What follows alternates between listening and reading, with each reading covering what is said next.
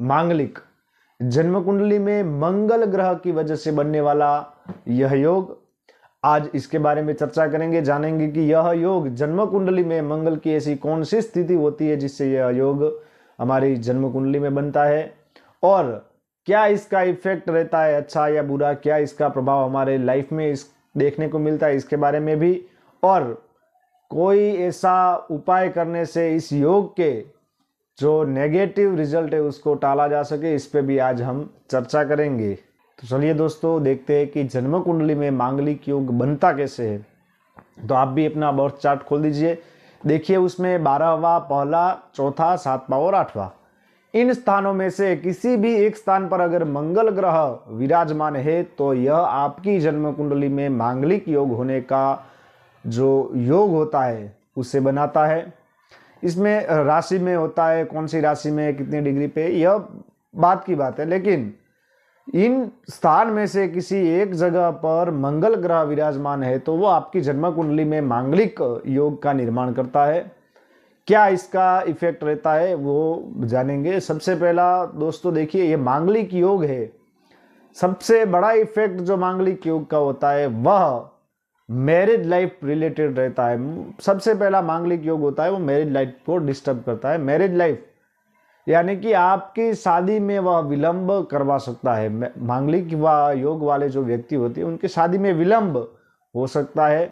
कई बार ऐसा होता है, इनके माता पिता जो होते हैं वह शादी के लिए बहुत घूमते हैं लेकिन सामने से कोई रिस्पॉन्स नहीं मिलता है। कई बार तो बात पक्की हो जाती है लेकिन फिर अचानक पता चलता है कि सामने वालों ने कोई जवाब ही नहीं दिया, वो सामने वाले मना कर रहे हैं।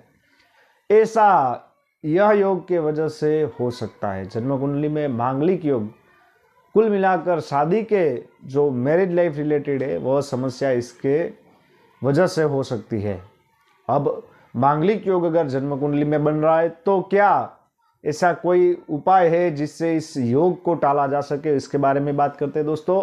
मांगलिक योग का सबसे सटीक उपाय जो है, वैसे तो बहुत सारे उपाय हमारे शास्त्रों में इसके लिए दिए गए, लेकिन मैं अपने अनुभव से बता सकता हूं कि इसका अगर कोई सटीक उपाय है तो यह मंगल ग्रह की पूजा है। मंगल ग्रह का विधि विधान से, पढ़े लिखे ब्राह्मण से, या आप स्वयं इसका जो मंत्र रहता है, इसका वैदिक मंत्र है, पौराणिक मंत्र है और तांत्रिक मंत्र है, इसमें से किसी भी एक मंत्र का यथाशक्ति जप करना चाहिए, इसकी पूजा करनी चाहिए, जिससे मांगलिक जो योग है इसको हम टाल सके। इसका अवश्य ही निवारण हो सकता है।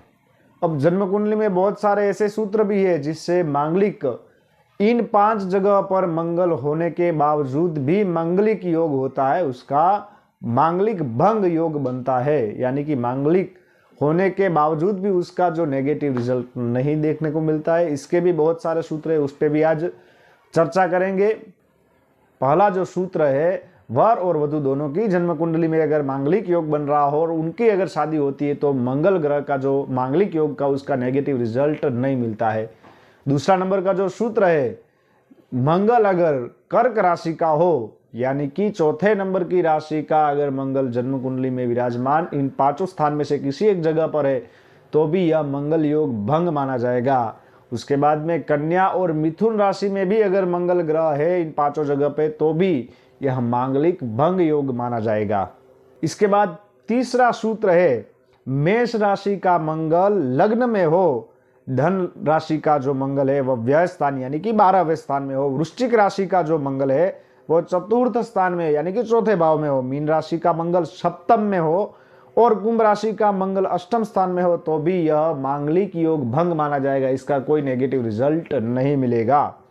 उसके बाद में चौथा जो सूत्र है, मंगल इन 5 जगह में अगर बृहस्पति या चंद्रमा के साथ विराजमान है तो यह भी मांगलिक भंग माना जाएगा, इसका नेगेटिव रिजल्ट नहीं मिलेगा। यह थे जन्म कुंडली के कुछ ऐसे प्रधान सूत्र जिसमें मांगलिक योग होने के बावजूद भी इसका जो नेगेटिव रिजल्ट नहीं मिलता है। तो यह था मांगलिक योग का कुछ विवरण। आशा करता हूँ आपको अच्छा लगा होगा। फिर से मिलते हैं एक नए वीडियो के साथ, तब तक के लिए जय श्री राम।